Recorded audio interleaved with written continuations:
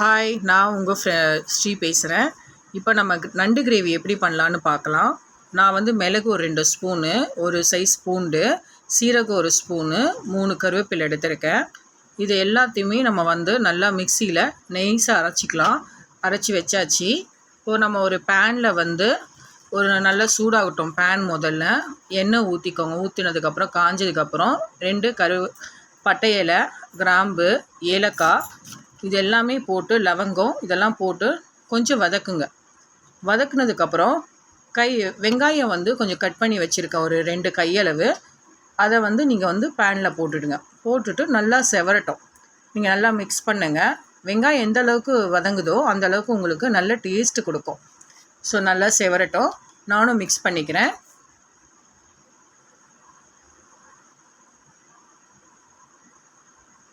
இப்போ பாருங்கள், நல்லா செவந்துருச்சு. இந்த அளவுக்கு போதும்.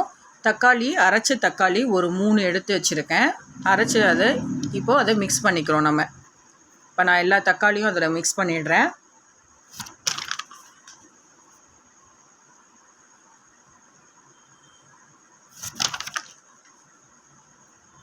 இப்போ நம்ம அரைச்சது அந்த மசாலாவையும் சேர்த்து இதில் கிரேவி அந்த தக்காளியில் வந்து மிக்ஸ் பண்ணிடுறேன்.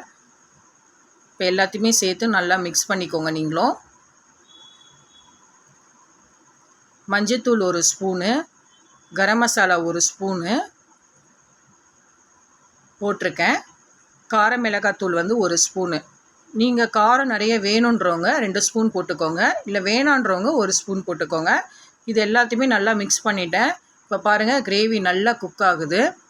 இந்த கிரேவி குக் ஆகும் பொழுது உங்களுக்கு அந்த எண்ணெயும் மசாலாவும் தனித்தனியாக பிரியணும். இப்போ வந்து பார்த்தீங்க, நான் நண்டு வந்து எங்கள் அம்மா நல்லா சுத்தம் பண்ணி வச்சுருக்காங்க. இதில் உப்பு, மஞ்சத்தூள்லாம் போட்டு நல்லா ஒரு கரெக்டான ஒரு பதத்துக்கு பண்ணியிருக்காங்க. அது எல்லாத்தையுமே இந்த கிரேவியில் மிக்ஸ் பண்ண போகிறோம். மிக்ஸ் பண்ணிவிட்டு நான் வந்து கிளறி விட்டுடுறேன்.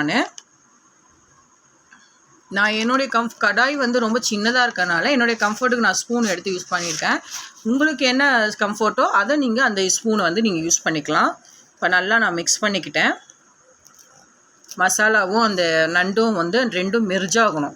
பாருங்கள், நல்லா மெர்ஜாகிருக்கு. இப்போ நல்லா வேகட்டும். வெந்ததுக்கப்புறம் நீங்கள் இறக்கி வச்சிடலாம். உங்களுக்கு தேவையான உப்பை நீங்கள் மிக்ஸி போட்டுடணும்.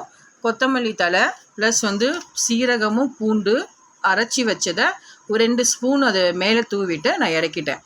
இதை நீங்கள் ட்ரை பண்ணி பாருங்கள். இந்த ரெசிபி உங்களுக்கு பிடிச்சிருந்ததுன்னா நீங்கள் மறக்காமல் கமெண்ட் பண்ணுங்கள், ஷேர் பண்ணுங்கள், சப்ஸ்கிரைப் பண்ணுங்கள்.